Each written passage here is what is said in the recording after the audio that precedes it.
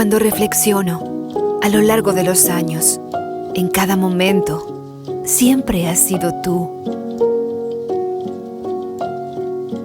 Desde el principio, cuando era un capullo acurrucado en tu tierra, un sueño enterrado en tu sombra, cuando me despertaste a la vida, al pálpito precioso, y con cada pulso, siempre has sido tú. Cuando recuerdo el gozo, las alturas arrebatadoras, cuando todo era invencible, fuiste tú, engendrando el color, danzando en el canto, corazón que salta en la hermosura rústica. Cuando pienso en la angustia, el dolor que ha marcado los años, te veo ahí, a mi lado, tu mano sobre mi hombro, besos y lágrimas, ojos inquebrantables. Y cuando expresaba mis confines, me tomabas en tus brazos, mostrándome mundos desconocidos, susurrando horizontes escondidos. Jamás pensé alcanzarlos. Has sido mi maestro cuando necesitaba lecciones, mi papá cuando necesitaba brazos fuertes, padre cuando perdí el camino, el toque maternal cuando estoy al borde, pasión de amante en el llanto del corazón, mi Señor en las tinieblas, mi Dios en la admiración y mi amigo, fiel y verdadero, siempre a mi lado. Cuando reflexiono a lo largo de los años, en cada momento, siempre has sido tú. Y mi alma es una cascada, una manguera rebosando alabanzas, un manantial de gratitud por todo lo que has hecho por mí, por lo resplandeciente que eres. Te exalto, canto a tu magnificencia. No queda más que alzar mi voz, que fluye con agradecimientos, exaltando tu hermoso nombre.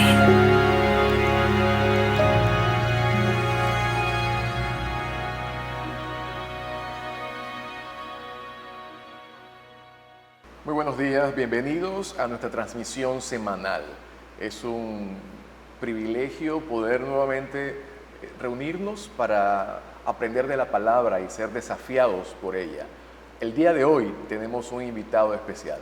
Está con nosotros el pastor Emery Bastidas, pastor asociado de la iglesia Woods Edge de Houston, Texas, y él va a estar compartiendo con nosotros la palabra. El pastor Emery es un amigo de la casa, amigo de esta congregación, y hemos compartido en diferentes momentos y oportunidades tiempos para ministrar y enseñar la palabra del Señor. Así que para nosotros como iglesia local, La Puerta Abierta, es un privilegio tenerle al pastor Emery con nosotros. Esperamos que la palabra que hoy usted va a escuchar sea de edificación, sea de transformación y se cumpla el propósito para la cual ella hoy será proclamada. Bienvenidos nuevamente. Gracias por la oportunidad que me dan. Es un privilegio enorme para mí estar acá y compartir con ustedes una vez más la palabra del Señor. Y antes de comenzar quiero animarles a que llame a alguien que no conoce a Cristo y lo invite para ver esta predicación. Probablemente el Señor tenga algo para los no creyentes en esta oportunidad. Y yo quisiera comentarles hoy acerca de una de mis parábolas favoritas en el Nuevo Testamento. Y es mi favorita por varias razones, un par de razones específicamente, y voy a comentarles esas razones en el camino.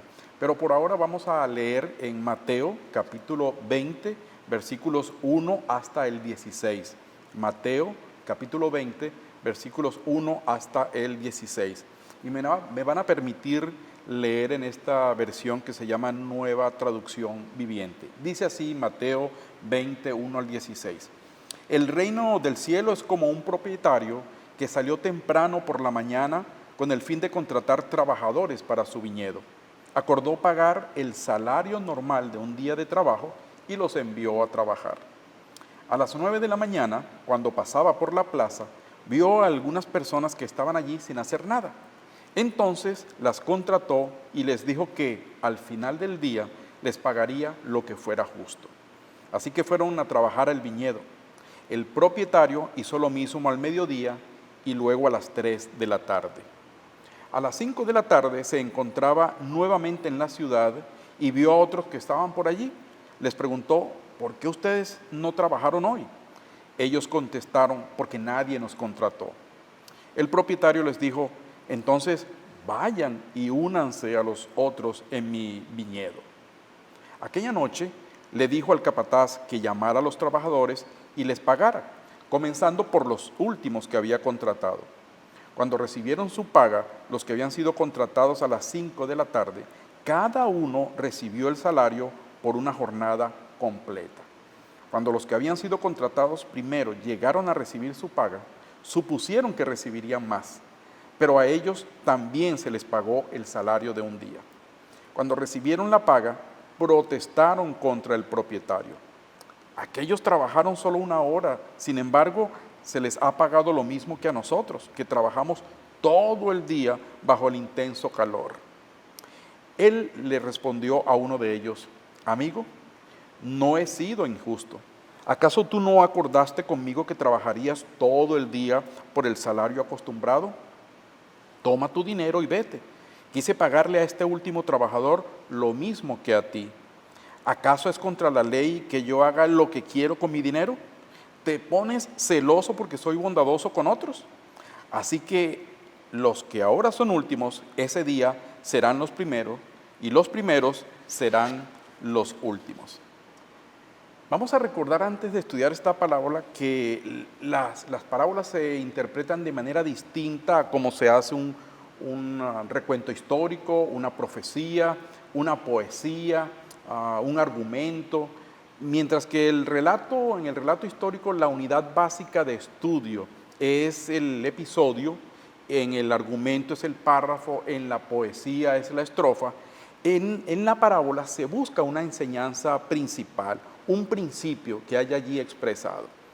Las parábolas, dicho sea de paso, son relatos no ocurridos, es decir, no son historias que sucedieron, sino que son relatos que se crean para enseñar una verdad. En el tiempo de Jesús era muy normal que los maestros hicieran eso, que crearan historias para compartir una verdad de una forma muy sencilla a los oyentes que estaban allí. Así que, como en la antigua Grecia estaban las fábulas, aquellas historias donde los animales tienen vida y los árboles y las plantas y todo eso, se usaban esas narraciones para enseñar. En el tiempo de Jesús se usaban las parábolas. Ahora, la diferencia entre las fábulas y las parábolas es que estas últimas generalmente apelaban a cosas, lugares o personas reales. Por ejemplo, en la parábola del buen samaritano, el camino a Jericó en realidad en ese tiempo era bastante peligroso. De modo que los oyentes en el tiempo de Jesús, cuando escucharon esta parábola, entendieron prácticamente al dedal la explicación que Jesús estaba dando para luego llevarlos a esa enseñanza que el Señor quería presentarles. También es importante dejar claro que las parábolas tienen una enseñanza central, un punto que quieren recalcar. No era común que las parábolas tuvieran una explicación para cada detalle, como pasó, por ejemplo, con la parábola del sembrador, sino que la mayoría de las parábolas tenían solo una enseñanza que remitía al oyente a un principio o algo específico, y los demás eran detalles que se utilizaban para completar la historia. Así que en estos tiempos es trabajo de nosotros, los estudiantes de la Biblia, encontrar ese significado, es nuestro trabajo, encontrar ese significado, ese punto principal y aplicarlo sin caer en las especulaciones. En la parábola de los labradores que hemos leído hace un momento, era fácil imaginar a estos hombres sin trabajo, esperando en la plaza de cualquier ciudad o cualquier pueblo, esperando por alguien que viniera a contratarlos. Era muy común porque en esos pueblos generalmente había gente que no tenía trabajo y que cuando había una buena cosecha, los dueños de los lugares iban a buscar más trabajadores. Había lugares específicos, calles específicas, donde un capataz podía ir por mano de obra. De hecho, en la ciudad donde yo vivo sucede lo mismo. Hay hombres que no tienen trabajo y van a un lugar de la ciudad y allí esperan. Y la gente que necesita mano de obra ese día, por un día nada más o un par de días, va a ese lugar y allí encuentra mucha gente sin trabajo que espera para que los vayan a buscar y les den para poder vivir. Allí en ese lugar donde vivo usted puede encontrar electricistas, carpinteros, albañiles, de todo tipo de mano de obra calificada, de personas que en ese momento no tienen trabajo. En esos lugares en Israel, los hombres se reunían desde muy temprano y esperaban, por supuesto, con mucha vehemencia, con muchas ganas, la oportunidad para hacer algo y llevar el alimento a sus casas. Los capataces venían muy temprano y recolectaban la gente que necesitaba. Los primeros que habían llegado eran los primeros que se iban, porque era en el orden de llegada. Así que Jesús toma esa realidad y construye una parábola para enseñar un principio que está conectado precisamente con lo que él venía hablando en el capítulo 19. Así que vamos a ver estos detalles para encontrar los principios. Notemos primero que el Señor utiliza esta parábola para enseñar algo acerca del reino de los cielos. El versículo 20 dice, el reino de los cielos se parece a, es semejante a. Así que necesitamos tratar de hallar esa similitud, esa semejanza del reino de los cielos con la parábola que el Señor Jesucristo estaba comentando.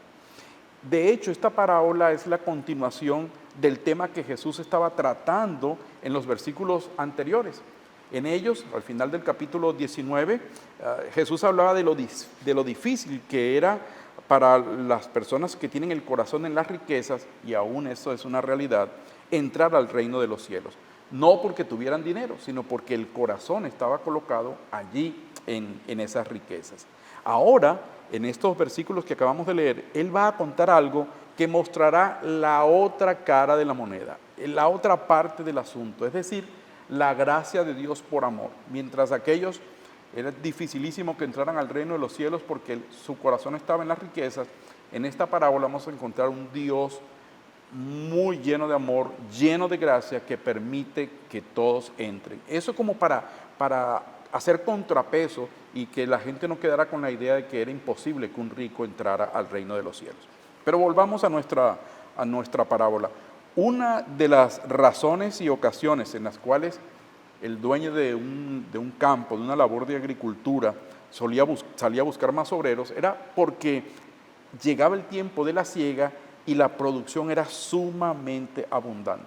Tan abundante que los trabajadores regulares no eran suficientes. Así que el Señor toma otra vez un ejemplo de la vida real. Era tan real y tan aplicable al mundo espiritual que en Lucas capítulo 10, versículo 2, dice que Jesús, al momento de enviar a sus discípulos, les dice, la cosecha es grande, pero los obreros son pocos. Así que oren al Señor que está a cargo de la cosecha y pídanle que envíe más obreros a sus campos. Estoy leyendo la misma versión que leí hace un momento. Los obreros regulares le clamaban al dueño de la labor de agricultura que consiguiera más obreros, pues de otra manera el trabajo sería muchísimo para ellos solos. Todo esto es real. La gente sabía lo que Jesús estaba diciendo. Así que el dueño entonces de la labor de agricultura salía para encontrar más gente que ayudara a terminar la labor con menos esfuerzo para los que eran trabajadores regulares. En esta parábola el dueño de la viña sale a primera hora de la mañana, ya se sabía que era mucho, y contrata a los primeros jornaleros. Dice la Escritura que la paga era justa, era lo que ganaba un obrero por un día de trabajo, así que él ofrece pagar lo que es justo y los trabajadores aceptan. Pero el trabajo seguía siendo abundante, así que el dueño va por más gente en distintos momentos del día y siempre, dice el versículo 4, contrataba por lo que sería justo que ellos recibieran por su trabajo. Esa era la negociación. Hasta aquí la narración va bien. Pareciera que Jesús terminara hablando de unos hombres felices, que habían conseguido trabajo, qué bueno, pero no es así. el dueño le pagó el mismo salario a todos los trabajadores. Los que trabajaron 1 hora recibieron lo mismo que los que trabajaron 9 horas y los que trabajaron todo el día, es decir, 12 horas. Notemos que el dueño comenzó a pagar por los que llegaron al final. Cuando los que trabajaron todo el día vieron lo que les habían dado a los primeros, se alegraron pensando que ellos iban a recibir muchísimo más. Así que gustosos esperaron su turno hasta que les dieron su dinero y entonces allí comenzó el problema. La alegría de la mañana se tornó en crítica hacia el dueño, en molestia, quien sencillamente les dijo que lo que estaban recibiendo era lo que él les había ofrecido en la mañana, lo que estaba pautado, y entonces no había razón para que estuvieran tan malhumorados y especialmente celosos de lo que habían recibido los que habían trabajado solamente 1 hora. Esta parábola tiene una clara enseñanza principal, central y fundamental, y es la gracia soberana de Dios.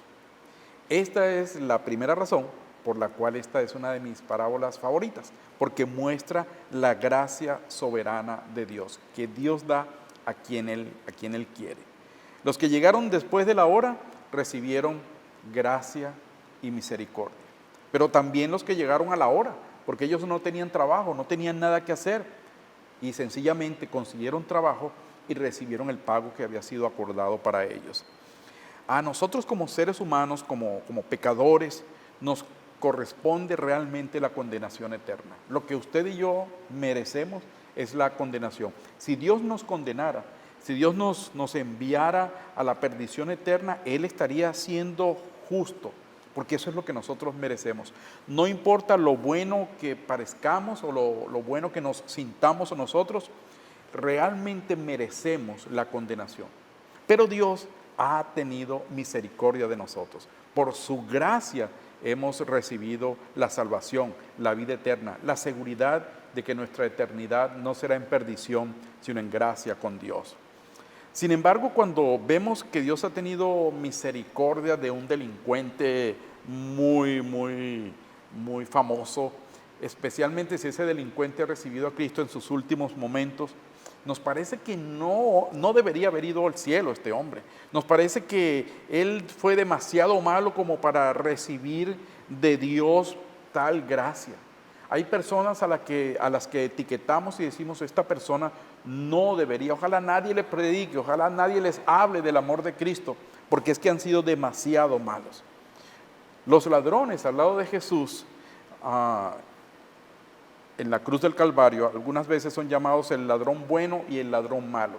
Realmente no hay un ladrón bueno y un ladrón malo. Allí no había un ladrón bueno y un ladrón malo. Había un ladrón malo y uno peor que el otro, ¿no? Pero ninguno de los dos era bueno. Sin embargo, Dios tuvo misericordia. Y Dios pudo haber tenido misericordia, el Señor Jesucristo pudo haber tenido misericordia de ambos, porque para ambos estaba abierta la puerta. Pero uno de ellos se acercó y reconoció su condición. Por eso en el Evangelio de Marcos escuchamos o leemos que dice el que se arrepienta y crea. Arrepiéntanse y crean. Tiene que venir el arrepentimiento primero, sentir dolor por lo malo que hemos hecho para que luego Dios tenga misericordia de nosotros. Y eso sucede por pura gracia, solamente por gracia de Dios. Y aquí creo que es bueno definir lo que es gracia en el contexto de la justicia y la misericordia, porque este hombre en la parábola fue justo, él le dio lo que merecían los que trabajaron todo el día.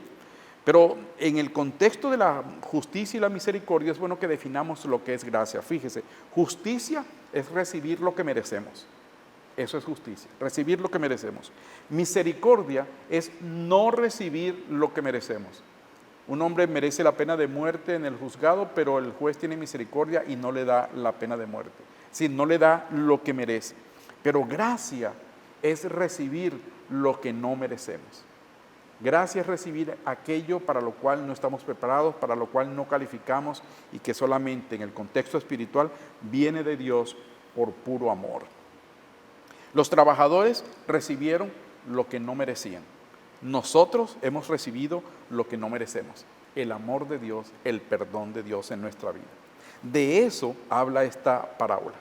El Señor dijo, el reino de los cielos se parece a, recuerdan que los mencioné hace un momento, la similitud entre esta parábola y el reino de los cielos es que así como en el propietario de la viña dio sin medida y por gracia, Dios en el reino de los cielos nos da de la misma manera. Nos da por misericordia, sin medida y por gracia. Pero ya encontramos la enseñanza principal. Ahora, a mí me gustaría que ustedes me permitieran imaginarme a estos personajes para extraer otra lección. Si ustedes me permiten, yo voy a imaginarme algunas cosas relacionadas con estos personajes que no necesariamente están allí, que no necesariamente están desvirtuando la Escritura, pero creo que nos acercaríamos bastante a lo que estaba en la mente de los oyentes, de los que escuchaban la parábola de Jesús en el momento en que Él les exponía. Primero, quiero imaginarme la alegría de los que fueron contratados a las 5 de la tarde. Los imagino allí parados todo el día, como los jornaleros en mi ciudad, que están allí todo el día esperando. Los imagino desesperanzados al no conseguir un trabajo con el cual pudieran llevar sustento a sus familias. Y sin embargo, los imagino perseverantes, esperando hasta el último momento. Eran las 5 de la tarde y no se habían ido de allí del lugar donde alguien podría venir a buscarlos. ¿Quién iba a imaginar que a esa hora podría presentarse alguien? Pero ellos fueron perseverantes. Si aparecía algo a última hora, allí estaban ellos. Por unos pocos centavos probablemente, pero allí estaban y podían con eso llevar algo a su casa. Al menos pan de cebada, que era el pan de los pobres, el pan más barato. Los imagino sorprendidos, con mucha alegría al ser contratados al trabajar para una hora. Algo así como que algo es mejor que nada, ¿no? Algo es mejor que nada. Los imagino también agradecidos. Después de recibir el inesperado pago que el propietario les da, yo me los imagino ofreciéndose para hacer cualquier trabajo. Señor, usted díganos qué hay que hacer, no importa si es importante o no es importante, nos gustaría hacer eso, cualquier cosa para agradecerle a usted esa gracia que nos ha brindado usted a nosotros. Algo que no importa si no es vital, algo que no importa si es secundario, algo que podamos hacer mientras hay un poco de luz, si usted quiere, pero denos la oportunidad de agradecerle el gesto de habernos dado trabajo y habernos pagado también. Bueno, ¿sabe por qué me los imagino? Porque eso somos nosotros, usted y yo. Hemos sido objetos de la gracia soberana de Dios. No merecíamos nada, pero Él nos dio todo. Y en consecuencia nuestras vidas entonces deberían ser una ofrenda para Él, para hacer lo que Él quiera que nosotros hagamos, para hacer lo que Él quiera, grande o pequeño, vital o sin aparente importancia. Esa debería ser nuestra vida, una vida de agradecimiento a Dios, porque en el último momento Él nos dio algo. Hay gente que le sirve a Dios con pasión, porque es mucho lo que han recibido. La gracia ha llegado a algunas personas cuando quedaba poco, cuando los vicios, las malas decisiones, los errores cometidos, la familia destruida, la reputación por el suelo, hacía pensar que no había esperanza para ellos. Para ellos era las 5 de la tarde en su vida. Y sin embargo, sin mucho que esperar, Dios vino, les dio esperanza, les dio vida eterna y por pura gracia. Por eso al principio le decía, invite a alguien que quizás Dios tiene algo para decirle. Y si usted está viendo esto, querido amigo, y todavía no conoce al dueño de la viña, a Jesús, yo le invito a que se acerque a Él. Todo parece indicar lo que está pasando en el mundo, que esto está por terminar. Las circunstancias que estamos viviendo, pareciera que van a dar por terminada la vida acá. Pero puede ser que en tu propia vida las circunstancias estén indicando que ya has hecho demasiado daño o te han hecho demasiado daño a ti, que no hay camino, que no hay esperanza. Déjame decirte que hay esperanza. El Señor quiere brindarte su gracia, a pesar de que en tu vida puedan parecer las 5 de la tarde y que nadie va a venir por ti. El dueño de la viña, el Señor Jesucristo, está ofreciéndote la vida entera, la vida eterna. No importa que sean las 5 de la tarde para ti. También quiero imaginarme a los que fueron contratados al inicio del día. Los imagino sonriendo porque fueron los primeros. Ya tenían trabajo, así que los imagino riéndose un poco, comentando un poco acerca de los que llegaron a las 9 de la mañana, que tenían suerte, pero no tanto como ellos que fueron contratados para todo el día.